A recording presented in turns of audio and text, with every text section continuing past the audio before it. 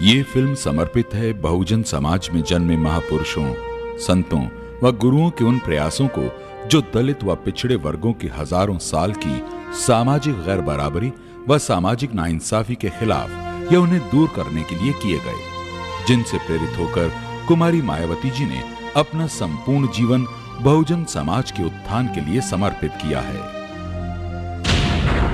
सामाजिक परिवर्तन की प्रतीक आयरन लेडी कुमारी मायावती। समाज में लगातार होने वाले बदलावों की गाथा है इतिहास, और ये इतिहास जहां व्यक्तियों को प्रभावित करता है, वहीं ये भी सच है कि व्यक्ति भी अपने कार्यों और विचारधारा से इतिहास को प्रभावित करते रहे हैं। भारतीय संदर्भ में महात्मा गौतम बुद्ध ने बदलावों का एक ऐसा सिलसिला शुरू किया जिसने सिर्फ भारत को ही नहीं बल्कि पूरी दुनिया को प्रभावित किया। उस घटना को बीते सदियां गुजर गईं और इतिहास का यह लंबा सफर आज उस मुकाम पर पहुंचा है जहां उत्तर प्रदेश की 3 बार मुख्यमंत्री बन चुकी कुमारी मायावती जी पूरे भारत में सामाजिक परिवर्तन का प्रतीक बन गईं। और जिस कड़ाई और दृढ़ता से वे जीवन के हर पहलू में मूलभूत परिवर्तन कर रही हैं, उसकी वजह से लोग उन्हें सम्मान से आयरन लेडी के नाम से पुकारने लगे हैं। ये सब आने वाले भारत के इतिहास के पन्ने में सुनहरे अक्षरों में लिखा जाएगा।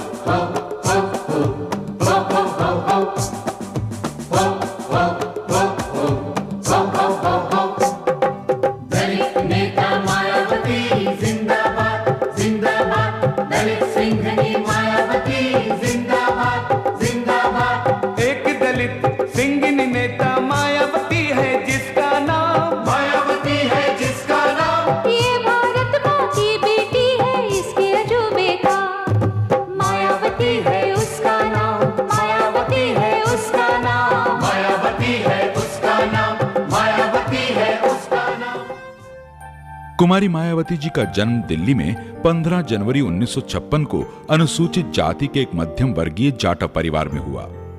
कुमारी मायावती जी के 6 भाई और 2 बहनें हैं। कुमारी मायावती जी के पिता का नाम श्री प्रभुदास जी है और माता का नाम श्रीमती रामरती है। आपके परिवार का मूल रूप से संबंध उत्तर प्रदेश के जिला गौतम बुद्ध नगर के गांव बादलपुर से है। कुमारी मायावती जी के पिता भारत सरकार में सेवारत थे और माता ने स्वरोजगार के जरिए अपने परिवार का पालन पोषण कड़ी मेहनत और सूझबूझ के साथ किया। कुमारी मायावती जी जिस तेजी से भारत की राजनीति में उभरी हैं, उससे राजनीतिक पंडित तो हैरान हैं ही, भारत की समस्त जनता भी चमत्कृत है। जब 3 जून 1995 को मायावती जी ने भारत के सबसे बड़े प्रदेश उत्तर प्रदेश की बागडोर मुख्यमंत्री के रूप में पहली बार संभाली, तो तत्कालीन भारतीय प्रधानमंत्री श्री नरसिम्हा राव ने उन्हें भारतीय लोकतंत्र का चमत्कार कहा। एक ऐसा चमत्कार, एक ऐसा पारस जिसने जिस चीज को छुआ उसका मूल स्वरूप ही बदल गया। कुमारी मायावती जी आज जनप्रिय नेता हैं। उत्तर प्रदेश में उन्होंने अपने 3 कार्यकालों में परिवर्तन की एक ऐसी लहर की शुरुआत की जिसने प्रशासन, समाज और अर्थव्यवस्था को एक नया रूप दिया। उनके शासन का मूल मंत्र ही परिवर्तन है। आयरन लेडी कुमारी मायावती जी को ना तो राजनीति और ना ही सत्ता विरासत में मिली है, और आज अगर उन्हें उत्तर प्रदेश की मुख्यमंत्री 3 बार बनने का गौरव प्राप्त हुआ है, तो ये सिर्फ उनके त्याग, संघर्ष और कठोर मेहनत का ही परिणाम है। केवल 21 वर्ष की आयु में जब उन्हें राजनीति में आने की प्रेरणा बहुजन समाज पार्टी के संस्थापक एवं राष्ट्रीय अध्यक्ष मान्यवर श्री कांशीराम जी ने दी, उस समय वे आईएएस की परीक्षा की तैयारी कर रही थीं।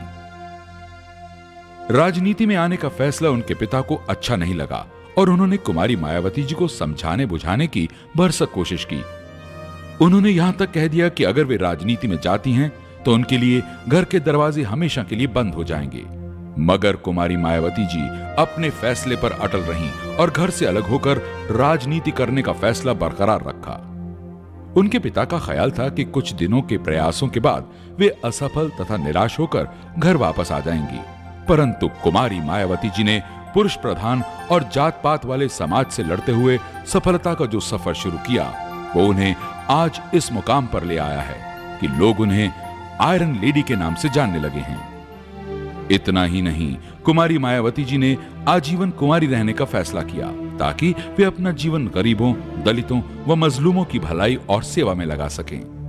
भारतीय समाज में किसी महिला का ऐसा साहसिक निर्णय लेना उसकी व्यक्तित्व की मजबूती का सबूत है। अपने शुरुआती राजनीतिक जीवन में कुमारी मायावती जी को अनेक विरोधों का सामना करना पड़ा, लेकिन वे उन सब का मुकाबला करते हुए आगे बढ़ती गईं। सन 1989 में वे पहली बार लोकसभा के लिए निर्वाचित हुईं और उसके बाद 1996 और 1999 में भी वो लोकसभा के चुनावों में विजयी रहीं। 1993 में वो राज्यसभा के लिए निर्वाचित हुईं और 2 बार उत्तर प्रदेश विधानसभा के लिए चुनी गईं। कुमारी मायावती जी ने बचपन से ही समाज में फैले ऊंच नीच को देखा और ये ख्याल उन्हें हमेशा कचोटता रहा कि कुछ लोगों की बस्तियां केवल जाति के आधार पर अलग क्यों रखी जाती हैं, कुछ लोगों को गरीबी की जंजीरों में क्यों बांधे रखा जाता है और कुछ लोगों को अनादर से क्यों देखा जाता है। वे जब स्कूल की छुट्टियों के दौरान अपने रिश्तेदारों के यहाँ गांव जाती तो वहां ऊंच नीच का शिकार समाज अनायास उनका ध्यान खींचता। ये सब देखकर कुमारी मायावती जी के अंदर इस विश्वास ने जन्म लिया कि जब तक समाज के हर वर्ग में भाईचारा नहीं होगा तब तक देश की तरक्की नहीं हो सकती। उनका राजनीतिक चिंतन मनुवाद के विरोध में और समता मूलक समाज के निर्माण पर केंद्रित रहा है। जब कुमारी मायावती जी मनुवाद का विरोध करती हैं तो उनका मतलब ये कतई नहीं है कि वे किसी खास धर्म का विरोध कर रही हैं। उनके लिए मनुवाद का मतलब गैर बराबरी की वकालत करने वाली व्यवस्था और उस मानसिकता से है जो ऊंच नीच को बढ़ाती है और इंसानियत के खिलाफ है। उनका ऐसा मानना है, इस देश में जो बहुजन समाज के लोग हैं उनकी सारी समस्याओं का जो जड़ है या मुख्य कारण है वो मनुवाद है। लेकिन बहुजन समाज में ऐसे लोग जिन्होंने अभी तक मनुवाद को अच्छी तरीके से समझा नहीं है, तो इस किस्म के लोग अक्सर ऐसा सोचते हैं कि हमारी सभी समस्याओं का हल मार्क्सवाद, समाजवाद, साम्यवाद में है। लेकिन मेरा ऐसा मानना है कि जिस देश में मनुवाद मौजूद है उस देश में कोई भी अन्यवाद सफल नहीं हो सकता है, क्योंकि मनुवाद अन्य सभी वादों को नष्ट कर देता है। इस मनुवाद ने सबसे ज्यादा नुकसान उस बहुजन समाज का ही किया है जिसमें अनुसूचित जाति, जनजाति, अन्य पिछड़ा वर्ग व धार्मिक अल्पसंख्यक समाज से संबंधित सिख, मुस्लिम, ईसाई, पारसी, जैन व बुद्धिस्ट लोग आते हैं, जिनकी कुल जनसंख्या भारत में 85% के करीब है। हाथी की तरह इतनी विशाल आबादी वाले बहुजन समाज को गैर बराबरी वाली सामाजिक व्यवस्था के तहत लंबे अरसे से जिंदगी के हर पहलू में गिराया व पिछाड़ा गया है। कुमारी मायावती जी ने इस किस्म की सामाजिक व्यवस्था को जड़ से बदलना ही अपनी जिंदगी का उद्देश्य माना है और इसको पूरा करने के लिए उन्होंने सत्ता प्राप्त करना जरूरी समझा। कुमारी मायावती जी ने बहुजन समाज के दर्द को करीब से समझा और इस समाज में जन्मे महापुरुषों, संतों व गुरुओं के जीवन संघर्ष का गहराई से अध्ययन किया। उन्होंने भारत में सामाजिक परिवर्तन के सूत्रधार उन महानायकों के कार्यों को समझा जिन्होंने अपना पूरा जीवन दबे कुचले लोगों में आत्मसम्मान और जागरूकता पैदा करने के लिए समर्पित किया। इनमें महात्मा ज्योतिराव फुले, छत्रपति शाहूजी महाराज, नारायण गुरु व परम पूज्य बाबा साहेब डॉक्टर भीमराव अंबेडकर प्रमुख थे। बाबा साहेब डॉक्टर अंबेडकर के उस महान वाक्य ने कुमारी मायावती जी को विशेष तौर पर प्रभावित किया, जिसमें उन्होंने ये कहा था कि राजनीतिक सत्ता वो मास्टर चाबी है जिसके माध्यम से बहुजन समाज के लोग अपनी तरक्की और सम्मान के सभी दरवाजे खोल सकते हैं। इसी वाक्य ने उन्हें प्रेरित किया कि वे सरकारी सेवा में जाने की इच्छा छोड़कर राजनीति में प्रवेश करें और सत्ता पर वर्चस्व स्थापित करके बहुजन समाज को न केवल शिखर पर ले जाएं, बल्कि उनके विकास का मार्ग खोलें। राजनीतिक सत्ता के बिना हम इस देश में जो गैर बराबरी के आधार पर जो सामाजिक व्यवस्था बनी है तो उसको हम नहीं बदल सकते, सामाजिक परिवर्तन नहीं कर सकते। इसलिए इस देश में यदि बहुजन समाज के लोग सही मायने में सामाजिक परिवर्तन चाहते हैं तो बहुजन समाज के लोगों को इस देश की पॉलिटिकल पावर की मास्टर की अपने हाथों में लेनी होगी। और यही बात बाबा साहब डॉक्टर अंबेडकर ने अपने जीते जी बहुजन समाज के लोगों को सलाह के तौर पर कही थी। राजनीति में सीधे आने से पहले कुमारी मायावती जी बहुजन समाज की गैर राजनीतिक जड़ों को मजबूत बनाने में व उनमें संघर्ष की भावना पैदा करने के लिए बामसेफ और DS4 नाम के संगठन से जुड़ी, जिसमें इन्होंने बढ़ चढ़कर कार्य किया। इसके बाद इन्होंने बहुजन समाज पार्टी में शामिल होकर सक्रिय राजनीति में प्रवेश किया। इन तीनों संगठन के जन्मदाता मान्यवर श्री कांशीराम जी हैं, जिनका जन्म पंजाब राज्य के रोपड़ यानी आज के रूपनगर जिले के ख्वासपुरा गांव में एक दलित परिवार में हुआ। 6 दिसंबर 1978 को बामसेफ और 6 दिसंबर 1981 को DS4 की स्थापना करने के बाद दिनांक 14 अप्रैल 1984 को मान्यवर श्री कांशीराम जी ने बहुजन समाज पार्टी का गठन किया और उसकी एकमात्र राष्ट्रीय उपाध्यक्ष कुमारी मायावती जी को बनाया। मान्यवर कांशीराम जी ने कुमारी मायावती जी के व्यक्तित्व में एक योग्य और समर्पित उत्तराधिकारी की भी झलक देखी।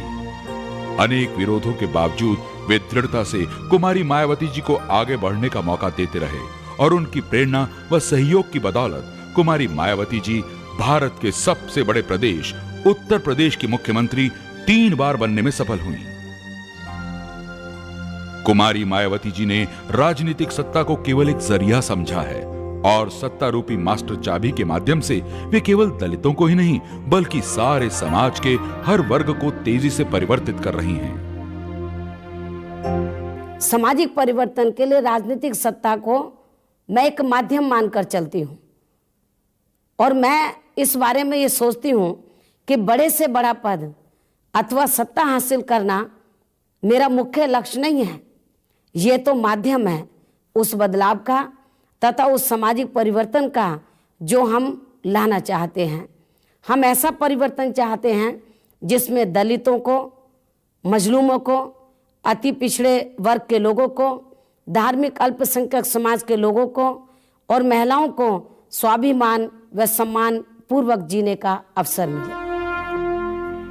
यही सपना था संविधान के रचयिता बाबा साहेब डॉक्टर अंबेडकर का और उन महान समाज सुधारकों का जिन्होंने बहुजन समाज की स्थिति में सम्मानजनक परिवर्तन के लिए विपरीत परिस्थिति के बावजूद लड़ाई जारी रखी। वर्ष 1995 में पहली बार जब कुमारी मायावती जी सत्ता में आईं, तो उन्होंने सामाजिक व प्रशासनिक परिवर्तनों से उत्तर प्रदेश की तस्वीर पूरी तरह से बदल दी। उन्होंने सभी वर्गों के विकास को अपनी जिम्मेदारी समझा, लेकिन इसके साथ ही उनका यह भी मानना है कि जो लोग सामाजिक, आर्थिक व शैक्षिक क्षेत्र में ज्यादा पिछड़े हुए हैं, उनका खास ख्याल रखा जाना चाहिए। उन्होंने प्रशासन में एक नई सामाजिक चेतना जगाई और अधिकारियों को सख्ती से यह सोचने पर मजबूर किया कि प्रशासन की जिम्मेदारी उन लोगों के लिए सबसे ज्यादा है जो विकास से सबसे दूर हैं। उन्होंने सरकारी जमीन को भूमिहीन लोगों में बांटा ताकि दलित व कमजोर तबकों का विकास हो सके। इस योजना के फलस्वरूप भारी संख्या में भूमिहीन लोग जमीन के मालिक बने और उनकी आर्थिक प्रगति के नए मार्ग खुले। यह अभियान उनके हर कार्यकाल में तेजी से चलाया गया। भूमि के पट्टों को दलित व कमजोर तबकों तक पहुंचाने के लिए उन्होंने कानूनों को बदला और पट्टा करने का अधिकार तहसीलदारों को दिया। केवल इतना ही नहीं, उच्च न्यायालय की इजाजत से उन्होंने पट्टों के मामलों को निपटाने के अदालती अधिकार उप जिलाधिकारियों को दिए ताकि पट्टे के मामले स्थानीय स्तर पर ही तय किए जा सकें और इसके लिए जरूरतमंदों को मंडल मुख्यालय, लखनऊ या कोर्ट कचहरी के चक्कर न लगाने पड़े। भूमि सुधारों को तेजी से आगे बढ़ाते हुए कुमारी मायावती जी ने पट्टों की जमीनों पर दलितों को असल कब्जा दिलाने का ऐतिहासिक अभियान शुरू किया। उन्होंने जिला कलेक्टरों को सख्त हिदायत दी कि पट्टेदारों की जमीन से दबंगों का कब्जा न केवल तुरंत हटाया जाए, बल्कि जितने समय तक दबंगों ने किसी गरीब दलित की जमीन का फायदा उठाया है, उसके लिए उन पर जुर्माना भी लगाया जाए। इस अभियान से पहली बार दलित व कमजोर तबकों को जीवन का सहारा मिला और उन्हें विश्वास हुआ कि सही मायनों में उनकी अपनी सरकार सत्ता में आ गई है। जब से ये सरकार उत्तर प्रदेश में मायावती जी की आई, तब से जो है एक अभियान टाइप का चला। उसमें जितने पट्टेदार हमारे यहाँ थे ग्राम सभा में करीब 150 के, लगभग सबको जो है एक तहसील से टीम बराबर आती रही और सारे पट्टेदारों को जो है जमीन नाप के जो है मौके पर दी गई। एक अन्य फैसला लेकर कुमारी मायावती जी ने ग्राम सभा की जमीन पर काबिज सभी अनुसूचित जाति जनजाति के लोगों को मालिकाना हक दे दिए और अदालतों में उनके खिलाफ बेदखली के तमाम मुकदमों को खत्म कर दिया। ग्राम सभा की जमीन पर शुल्क टाइप के लोगों ने कब्जा कर लिया है, उनको उस जमीन का मालिक बना दिया जाए। जब उससे शुरू से लेकर 3 जून 1995 तक, लेकिन उसके बाद अब फिर मेरी सरकार ने वर्तमान में फैसला लिया कि 1 मई 2002 तक जिन शुल्क टाइप के लोगों ने ग्राम सभा की जमीन पर कब्जा कर लिया है, उसको मालिक बना दिया जाए। एक प्रकार से ये कदम उस नारे का नतीजा था जिसमें मान्यवर श्री कांशीराम जी ने बहुजन समाज से कहा था कि जो जमीन सरकारी है वो जमीन हमारी है। दलित व कमजोर तबकों के विकास में कुमारी मायावती जी का सबसे बड़ा योगदान और उपलब्धि डॉक्टर अंबेडकर ग्राम विकास योजना है, जिसके तहत उनके तीनों कार्यकालों में ऐसे 28,419 गांव चुने गए जिनमें दलितों की आबादी ज्यादा है।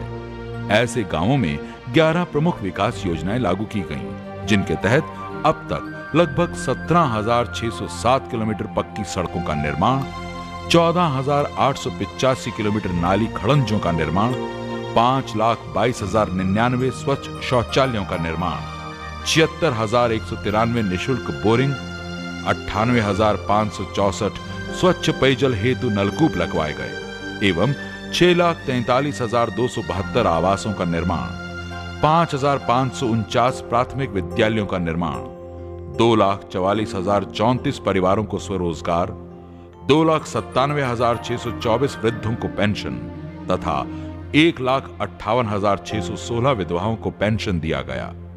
इसके अलावा 12,196 गांवों में बिजली लाकर सदियों से अंधेरे में जीवन गुजारने वाले दलित व कमजोर तबकों के जीवन में रोशनी का इंतजाम किया।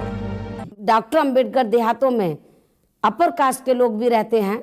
50% में यदि अनुसूचित जाति और जनजाति के लोग हैं तो 50% में दूसरे समाज के लोग भी रहते हैं। जब इन देहातों का विकास होता है तो उसका लाभ केवल दलित और पिछड़े वर्ग के लोग ही नहीं उठाएंगे, अपर कास्ट के लोग भी उठाएंगे। बाबा साहब डॉक्टर अंबेडकर का मानना था कि बहुजन समाज के लोग शिक्षित हों, संगठित बने और संघर्ष करें, लेकिन मनुवादी व्यवस्था में भारत के अनुसूचित जाति, जनजाति व पिछड़े वर्ग के लोगों को आडंबरों के बल पर शिक्षा से दूर रखा गया ताकि वे हमेशा दूसरों की सेवा करते रहें और गुलामों की जिंदगी बसर करें। इस व्यवस्था को केवल शिक्षा के जरिए ही बदला जा सकता था। खुद कुमारी मायावती जी ने उच्च शिक्षा प्राप्त की है। उनके पास BA, B.Ed व LLB जैसी डिग्रियां हैं। सत्ता में आते ही उन्होंने यह भी सुनिश्चित करवाया कि दलित, पिछड़े व अल्पसंख्यक वर्ग के बच्चे अनपढ़ ना रहें, बल्कि पढ़ लिखकर समाज के अन्य वर्गों के साथ कंधे से कंधा मिलाकर जीवन के रास्ते पर आगे बढ़ सकें। इसके लिए उन्होंने फैसला लिया कि सभी दलित छात्रों और छात्राओं की छात्रवृत्ति दुगनी कर दी जाए। ये बच्चे शिक्षित होकर समाज की मुख्य धारा से जुड़ सकें।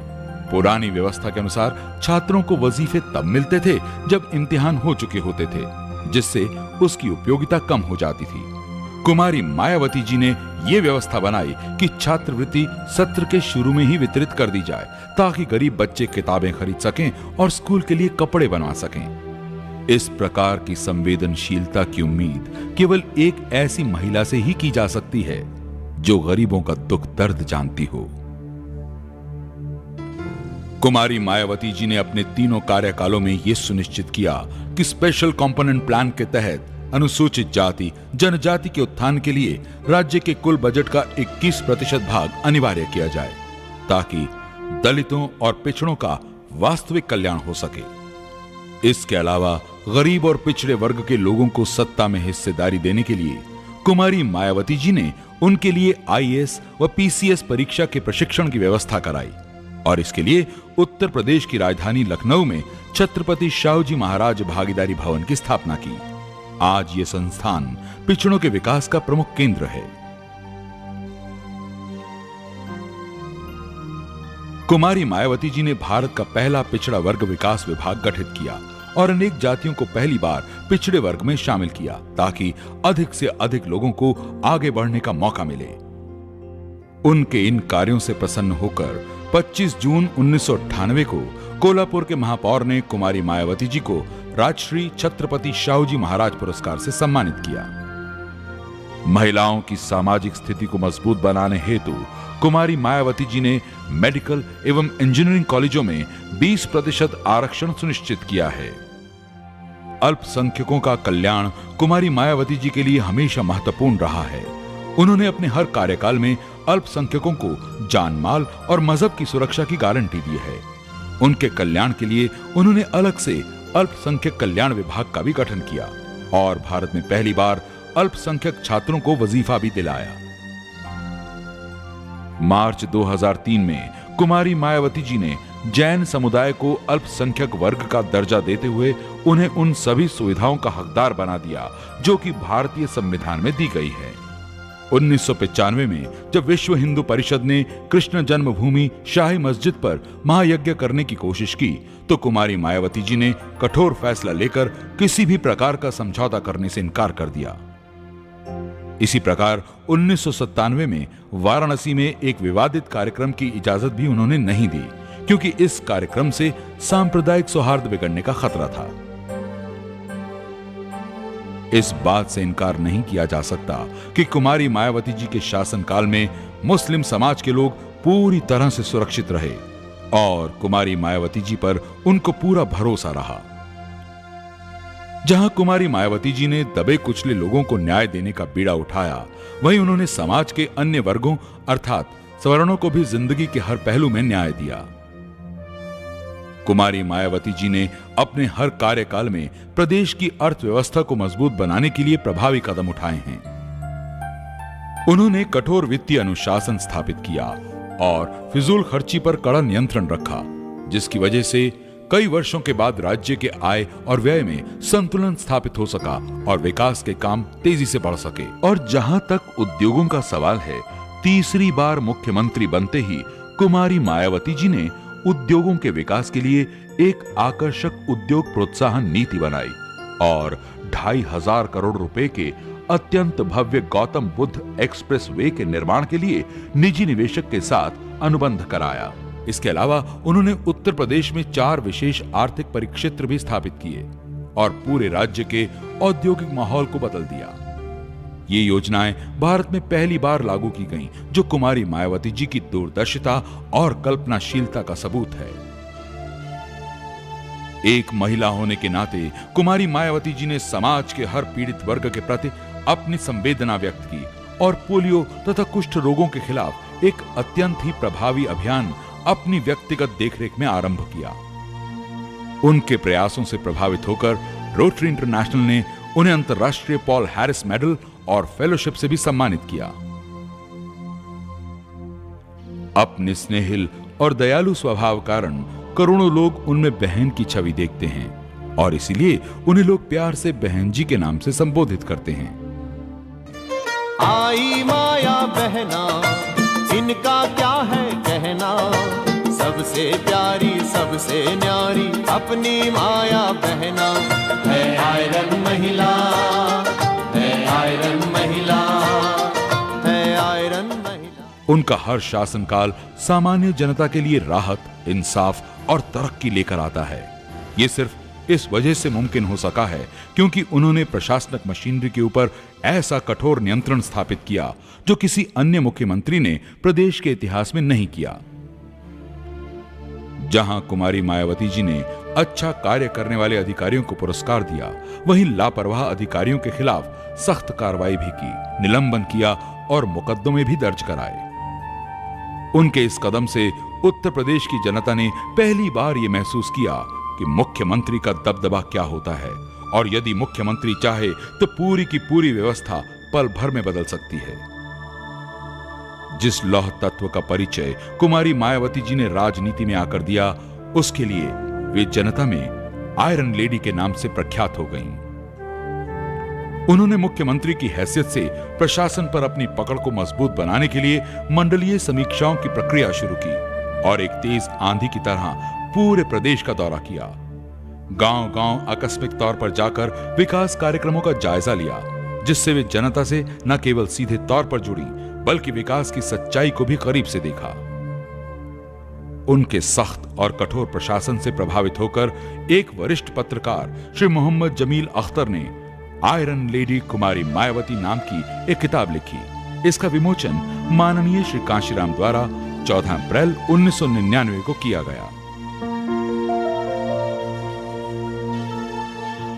अपने तीनों कार्यकाल में कुमारी मायावती जी ने इस बात पर गंभीर चिंता व्यक्त की कि छोटी छोटी समस्याओं को लेकर हजारों लोगों को लखनऊ के चक्कर लगाने पड़ते हैं। उन्होंने महसूस किया कि अगर लोगों को स्थानीय स्तर पर ही न्याय मिल जाए तो उन्हें दर दर नहीं भटकना पड़ेगा। बरसों से चली आ रही सामंती जनता दरबार की व्यवस्था को भी उन्होंने खत्म कर दिया और यह महत्वपूर्ण निर्देश दिया कि हर जिले और मंडल में पुलिस और प्रशासनिक अधिकारी प्रतिदिन 10 से 12 बजे तक अपने अपने कार्यालयों में जनता से मिलेंगे और उनकी समस्याओं का तुरंत समाधान करेंगे। उत्तर प्रदेश की जनता की जो समस्याएं हैं जिला स्तर पर और तहसील स्तर पर, ये सारी बातों को ध्यान में रखते हुए जनता को कोई तकलीफ ना हो, तो हमने हर जिला हेडक्वार्टर में, तहसील हेडक्वार्टर में तो ये व्यवस्था की कि रोजाना प्रातः 10 बजे से लेकर 12 बजे तक अधिकारी बैठेंगे और उनकी समस्याओं को सुनकर उनका निराकरण करेंगे। आयरन लेडी मायावती का हर शासनकाल जहां जनता के लिए शांति और अमन चैन लाता है, वहीं प्रदेश के माफिया, गुंडों, बदमाशों और अपराधियों को जेल की यात्रा भी कराता है। उन्होंने बड़े से बड़े अपराधी के खिलाफ कठोर कार्रवाई की और यहां तक कहा कि अगर उनके रहते प्रदेश की जनता सुरक्षित नहीं रहती तो ऐसी सत्ता को लानत है। ये हमारी सरकार की पहली प्राथमिकता है कि उत्तर प्रदेश में अन्याय मुक्त, अपराध मुक्त और भय मुक्त वातावरण पैदा करना। और यदि मैं ये नहीं दे पाऊंगी उत्तर प्रदेश के अंदर तो लानत है ऐसी सरकार को। उनकी निष्पक्ष और कठोर कार्रवाई के कारण अपराधों में बड़े पैमाने पर कमी आई। बड़ी संख्या में अपराधी पकड़े गए तथा 70% से ज्यादा मुकदमे न्यायालय तक पहुंचाए गए। मेरी सरकार कोई भी व्यक्ति हो, यदि वो अपराधी है तो अपराधी को अपराधी मानकर चलती है और उसके अपराध को ध्यान में रखकर उसके खिलाफ कार्रवाई करती है।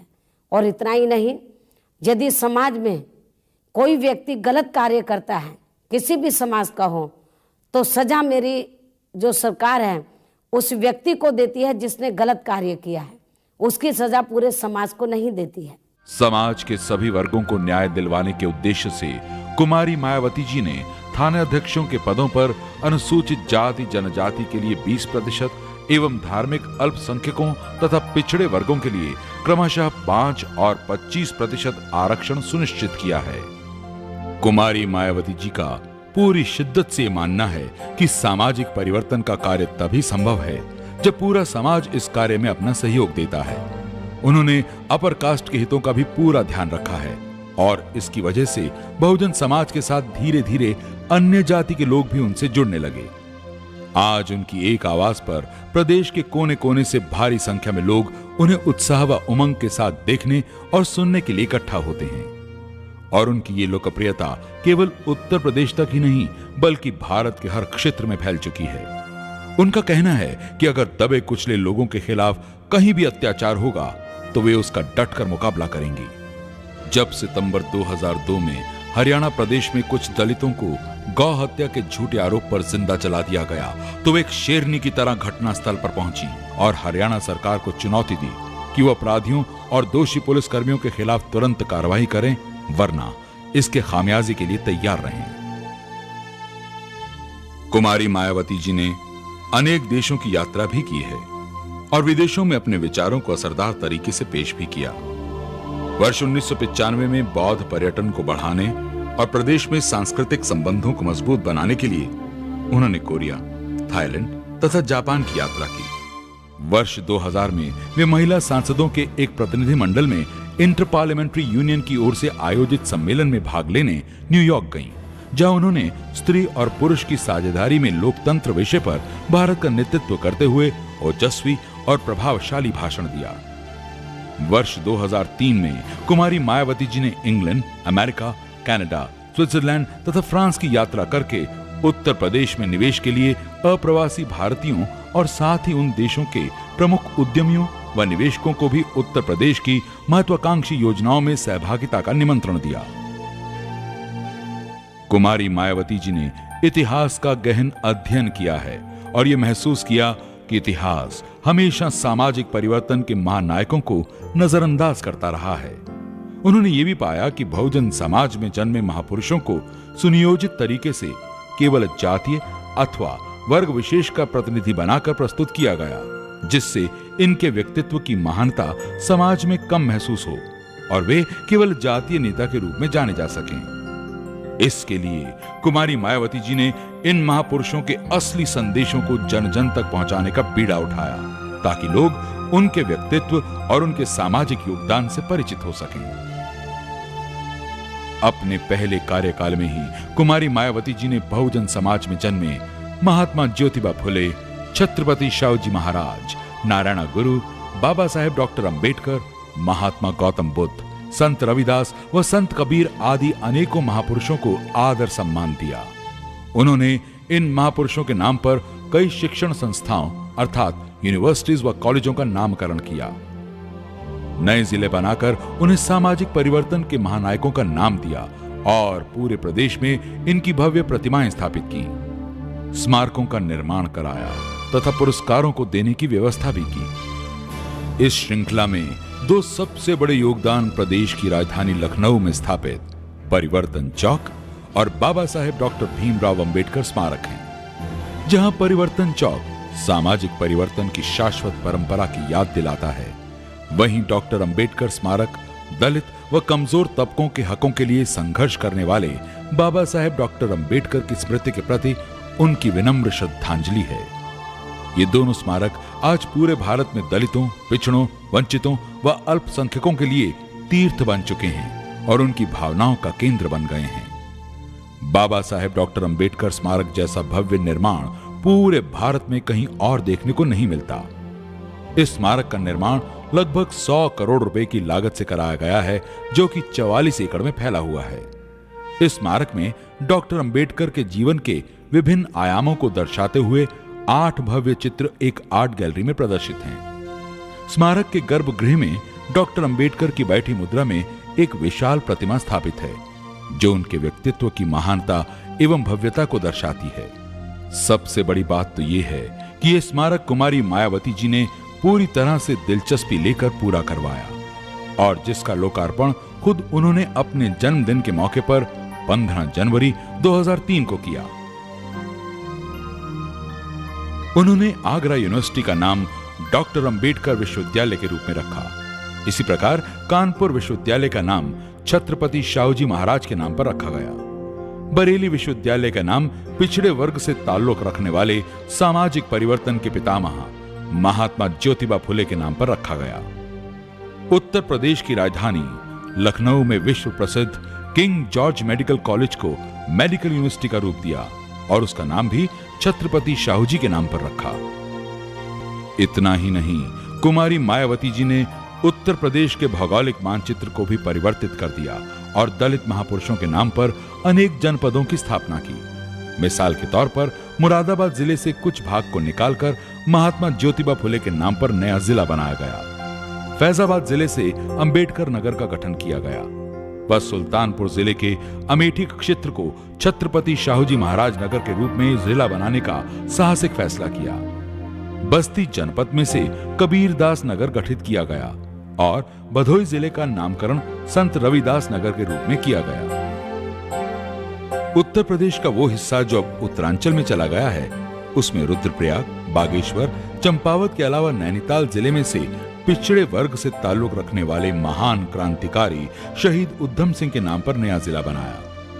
वर्तमान उत्तर प्रदेश में इन्होंने चंदौली, बलरामपुर, औरैया और बागपत जनपदों का गठन किया। इसके साथ ही उन्होंने सहारनपुर, मिर्जापुर और बस्ती मंडलों की स्थापना की व करीब 40 नई तहसीलें भी स्थापित की। इन परिवर्तनों का उद्देश्य जिलों और मंडलों को छोटा करना था, ताकि जनता को सुविधा पहुंचे और उनके काम आसानी से हो सकें। भारत में सामाजिक परिवर्तन के महानायकों के जीवन संघर्ष को भावी पीढ़ियों के लिए सुरक्षित रखने के लिए कुमारी मायावती जी ने लखनऊ में डॉक्टर अंबेडकर स्मारक के समीप ही 25 एकड़ में लगभग 60 करोड़ की लागत से एक प्रतिष्ठित डॉक्टर अंबेडकर भारतीय सामाजिक परिवर्तन साहित्य संस्थान एवं संग्रहालय का कार्य भी आरंभ कराया। इस संस्थान व संग्रहालय में दलित समाज के अनेक महापुरुषों की कृतियों, उनसे संबंधित वस्तुओं, चित्रों, पांडुलिपियों तथा प्रतिमाओं का अद्भुत एवं विलक्षण संग्रह होगा, जो समस्त भारत के लोगों को निरंतर इन महापुरुषों के संघर्ष एवं संदेश से प्रेरित करेगा। लखनऊ में डॉक्टर अंबेडकर स्मारक के निकट ही गोमती नदी के तट पर श्रीमती रमाबाई अंबेडकर की स्मृति में एक विशाल एवं आकर्षक पर्यटन स्थल स्थापित किया जा रहा है। इसमें श्रीमती रमाबाई अंबेडकर की एक भव्य प्रतिमा स्थापित की गई है तथा इसे इतना मनोरम बनाया जाएगा कि ये उत्तर प्रदेश के प्रमुख पर्यटन केंद्रों में से एक होगा। बहुजन समाज को शिक्षित करने के उद्देश्य से कुमारी मायावती जी ने लखनऊ में अनुसूचित जाति जनजाति के छात्रों को उच्च स्तरीय शैक्षणिक व आवासीय सुविधा उपलब्ध कराने के लिए 103 कमरों का एक विशाल छात्रावास निर्मित कराया, जिसका उद्घाटन उन्होंने डॉक्टर अंबेडकर के जन्म दिवस दिनांक 14 अप्रैल 2003 को किया। महात्मा गौतम बुद्ध ने भारत में सामाजिक गैर बराबरी और आडंबर के खिलाफ 2500 साल पहले अपनी आवाज उठाई थी। उनका धर्म भारत में तो समय के साथ कमजोर पड़ गया, लेकिन विश्व में उसका अच्छा विस्तार हुआ। सन 1956 में डॉक्टर अंबेडकर ने इस धर्म को अंगीकार करके भारत के दबे कुचले लोगों को स्वाभिमान से जीने का रास्ता दिखाया। वर्तमान में कुमारी मायावती जी ने महात्मा बुद्ध के संदेश को जन जन तक पहुंचाने का काम जिस गंभीरता और समर्पण की भावना से किया है, वो सराहनीय है। उन्होंने प्रदेश के सबसे संपन्न भाग नोएडा व ग्रेटर नोएडा तथा आसपास के कुछ इलाकों को मिलाकर 1995 में एक नए जनपद का गठन किया और उसका नाम गौतम बुद्ध नगर रखा। पडरौना जनपद, जहां महात्मा बुद्ध ने अंतिम सांसें ली थीं, उसका नाम बदलकर कुशीनगर कर दिया गया। महात्मा बुद्ध के नाम पर गौतम बुद्ध नगर में एक विश्व स्तरीय विश्वविद्यालय की स्थापना की गई और इसी क्षेत्र में नोएडा और ग्रेटर नोएडा के मध्य उच्च श्रेणी का गौतम बुद्ध हाईवे स्थापित किया गया। उत्तर प्रदेश के बौद्ध पर्यटक स्थलों को अंतर्राष्ट्रीय नक्शे पर लाने के लिए कुशीनगर में अंतर्राष्ट्रीय हवाई अड्डा बनाए जाने की योजना भी कुमारी मायावती जी ने बनाई है। महात्मा बुद्ध की मां महामाया के नाम पर भी एक नया जिला गठित किया गया। कुमारी मायावती जी ने बहुजन समाज को जिंदगी के हर पहलू में दिमागी तौर पर तैयार करने के लिए बहुजन समाज और उसकी राजनीति नाम की एक पुस्तक भी खुद लिखी है, जिसमें उनके विचार व संदेश शामिल हैं। जिस प्रकार का वातावरण हमने देश के सबसे बड़े प्रदेश उत्तर प्रदेश में पैदा किया है, डेवलपमेंट के बारे में, लॉ एंड ऑर्डर के मामले में, तो इसी किस्म का वातावरण देश के हर प्रदेश में पैदा होना चाहिए। कुमारी मायावती जी का संपूर्ण चिंतन सामाजिक परिवर्तन पर केंद्रित है।